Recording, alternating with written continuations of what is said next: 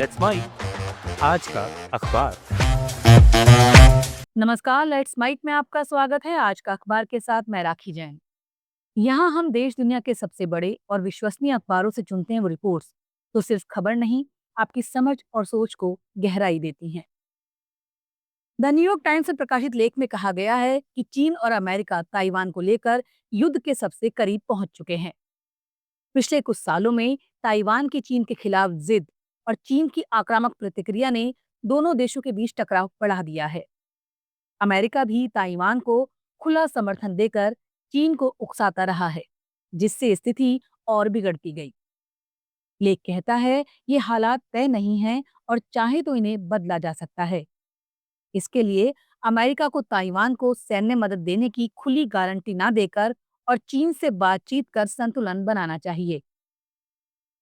लेख में बताया गया है कि पहले अमेरिका और चीन ने एक समझौता कर ताइवान का मुद्दा संतुलित रखा था, जिससे व्यापार, विकास और शांति बनी रही। लेकिन हाल के वर्षों में ताइवान की नई सरकार और अमेरिका की नीतियों ने इस संतुलन को तोड़ दिया। अब लेख कहता है अगर राष्ट्रपति ट्रंप ताइवान को खुला समर्थन देने से पीछे हटे और चीन से नए समझौते की कोशिश करे तो युद्ध टाला जा सकता है। साथ ही चीन को भी ये भरोसा देना होगा कि ताइवान को जबरन कब्जा करने की योजना नहीं बना रहा और वो सैन्य धमकियों से बचे।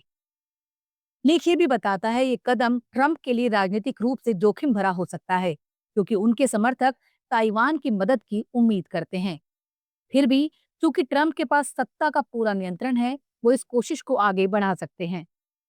अंत में लेख कहता है कि ताइवान की मदद जरूरी है, लेकिन उसके लिए युद्ध का रास्ता अपनाना बुद्धिमानी नहीं होगा। अमेरिका और चीन दोनों के लिए शांति ही बेहतर विकल्प है और अगर ट्रंप बातचीत से स्थिति संभालते हैं तो इतिहास में उन्हें शांति का पैगाम देने वाला नेता माना जाएगा। अल जजीरा में प्रकाशित लेख में इंडोनेशिया की जलवायु नीतियों और वहां की जमीनी हकीकत के बीच गहरे विरोधाभास को सामने रखा गया है। सरकार एक तरफ बड़े मंचों पर जलवायु परिवर्तन से लड़ने की महत्वाकांक्षी घोषणाएं कर रही है, तो दूसरी तरफ अपने ही नागरिकों की बुनियादी आजादियों और मानवाधिकारों को दबा रही है। लेख की शुरुआत हाल की घटनाओं से होती है। जकार्ता में शांति से निकाले गए क्लाइमेट मार्च को पुलिस ने रोक दिया, जबकि प्रदर्शनकारियों के हाथों में बस ऐसे बैनर थे जिन पर लिखा था, पृथ्वी को बचाओ, आने वाले पीढ़ियों को बचाओ। इसके बाद हुए बड़े विरोध प्रदर्शनों में हिंसा फैली और कम से कम 10 लोगों की मौत हो गई। ये सब इंडोनेशिया के पुराने जख्म भी ताजा करता है, जहां लंबे सैन्य तानाशाही दौर में लाखों लोग मारे गए थे। लेख कहता है कि लोग अब सिर्फ छोटी छोटी रियायतें नहीं चाहते, बल्कि असल सुधार चाहते हैं। कम वेतन, महंगाई और बड़े कॉरपोरेट घरानों की लूट से परेशान जनता अब बदलाव की मांग कर रही है। जलवायु आंदोलन भी इसी गुस्से का हिस्सा है। जंगलों की कटाई, कोयला संयंत्रों का जारी रहना और ग्रीन माइनिंग के नाम पर आदिवासियों की जमीन छीनने से लोग तंग आ चुके हैं। इंडोनेशिया दुनिया के बड़े प्रदूषकों में से है, लेकिन उसके पास कार्बन सिंक भी है जो पूरी दुनिया के लिए अहम है। लिहाजा यहाँ की नीतियां न सिर्फ स्थानीय बल्कि वैश्विक असर डालती हैं।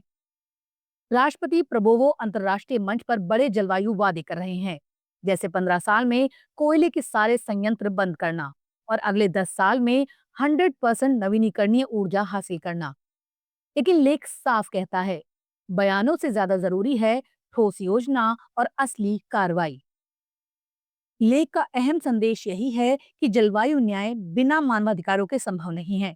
अगर सरकार लोगों की आवाज दबाएगी, असहमति को कुचलेगी और कॉरपोरेट हितों को जनता और पर्यावरण से ऊपर रखेगी, तो उसके जलवायु लक्ष्य सिर्फ खोखले दावे रह जाएंगे। अल जजीरा इस लेख में चेतावनी देता है कि असली नेतृत्व वही है जो जनता के हक और ग्रह की सुरक्षा दोनों को बराबर महत्व दे। द गार्जियन में प्रकाशित लेख में बताया गया है कि पाकिस्तान में सर्वाइकल कैंसर से बचाव के लिए पहली बार बड़े पैमाने पर एचपीवी वैक्सीन लगाई जा रही है। देश भर में 13 मिलियन से ज्यादा 9 से 14 साल की लड़कियों को ये टीका दिया जाएगा, ताकि उन्हें कैंसर से सुरक्षित रखा जा सके। सर्वाइकल कैंसर ऐसे रोगों में शामिल है जो शुरुआती दौर में पता नहीं चलता और इलाज में देरी होने पर जानलेवा हो सकता है। पाकिस्तान में हर साल करीब 5,000 नए केस आते हैं और उनमें से 64% महिलाओं की मौत हो जाती है। लेख में यह भी बताया गया है कि लोगों के बीच टीके को लेकर कई तरह की शंकाएं हैं। माता पिता, खासकर माताएं, चिंता करती हैं कि टीका उनकी बेटियों की प्रजनन क्षमता पर असर डालेगा या इस्लाम के अनुसार हलाल है या नहीं। इसके बावजूद कई स्वास्थ्य कर्मी और डॉक्टर जागरूकता फैलाकर लोगों को भरोसा दिला रहे हैं कि टीका पूरी तरह सुरक्षित है। कोविड-19 के बाद वैक्सीन को लेकर जागरूकता थोड़ी बढ़ी है, लेकिन अभी भी काफी भ्रम है। सरकार और स्वास्थ्य संगठनों ने स्कूलों के साथ साथ मोहल्लों में अस्थायी केंद्र बनाकर उन लड़कियों का टीका पहुंचाने की योजना बनाई है जो स्कूल नहीं जाती। ये टीका पहले महंगा था और कई डोज में दिया जाता था, लेकिन अब सिर्फ एक डोज से काम चलेगा और ये पूरी तरह मुफ्त है। भविष्य में इसे और विस्तार देने की योजना है ताकि 2030 तक 90% लड़कियों को ये टीका दिया जा सके। साथ ही स्क्रीनिंग और इलाज की सुविधाएं भी बढ़ाई जाएंगी, क्योंकि अधिकांश महिलाओं को इस बीमारी के बारे में जानकारी ही नहीं है। लेख का मुख्य संदेश यही है, ये टीका न सिर्फ जान बचाने का जरिया है, बल्कि समाज में बीमारी को लेकर फैली चुप्पी और गलतफहमियों को तोड़ने का भी एक प्रयास है। स्वास्थ्य कर्मी और जागरूकता अभियान लोगों को समझा रहे हैं कि समय रहते टीका लगवाकर इस खतरनाक बीमारी से बचा जा सकता है।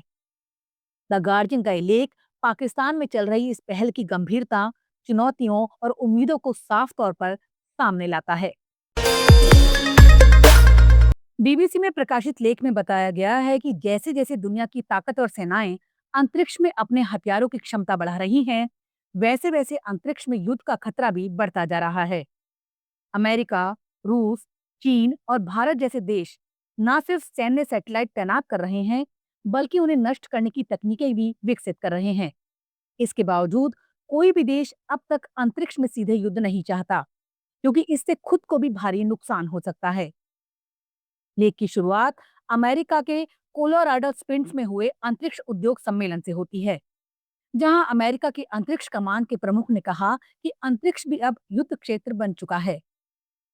हालांकि अमेरिका सीधे युद्ध नहीं चाहता, लेकिन चीन और रूस सैटेलाइट नष्ट करने की क्षमता विकसित कर चुके हैं।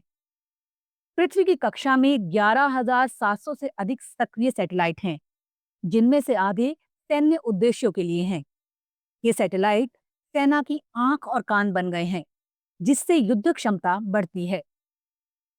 लेख में यह भी बताया गया है कि कई देशों को सैटेलाइट प्रक्षेपण से पहले संयुक्त राष्ट्र को जानकारी देना जरूरी होता है, ताकि टकराव से बचा जा सके। लेकिन कई देश अब अपनी योजनाओं के बारे में पूरी जानकारी साझा नहीं कर रहे। 1967 की संधि ने परमाणु और रासायनिक हथियारों को अंतरिक्ष में ले जाने से रोक दिया, लेकिन पारंपरिक हथियारों पर कोई प्रतिबंध नहीं है। यही अंतरिक्ष में तनाव का बड़ा कारण बन सकता है।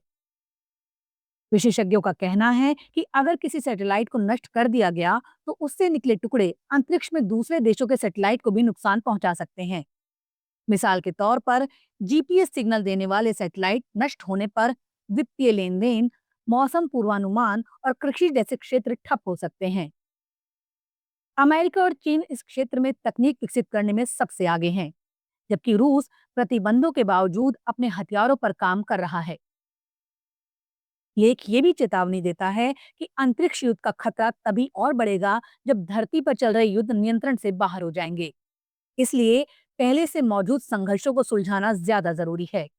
फिर भी अंतरिक्ष में सैटेलाइटों की बढ़ती संख्या और धुंधला होता सैन्य व्यावसायिक अंतर भविष्य के लिए चिंता का विषय है। इस लेख के जरिए बीबीसी ये संदेश देना चाहता है कि अंतरिक्ष में युद्ध रोकने के लिए तकनीकी विकास के साथ साथ अंतर्राष्ट्रीय सहयोग और समझदारी भी बेहद जरूरी है। अगर ऐसा नहीं हुआ, तो अंतरिक्ष में हुआ कोई भी हमला पूरे विश्व की संचार व्यवस्था, अर्थव्यवस्था और सुरक्षा पर गहरा असर डाल सकता है। आज का अखबार में फिलहाल इतना ही। देखते रहिए, सुनते रहिए लेट्स माइक। नमस्कार। आप सुन रहे थे let's mike more than radio. Follow कीजिए हमें हमारे सोशल मीडिया प्लेटफॉर्म्स पर। It's time for news. It's time for More Than Radio. Presenting the first radio news app, Let's Mic. Let's Mic, a news-based app on your phone where you get to watch and listen news, talk shows, interviews, radio show podcasts,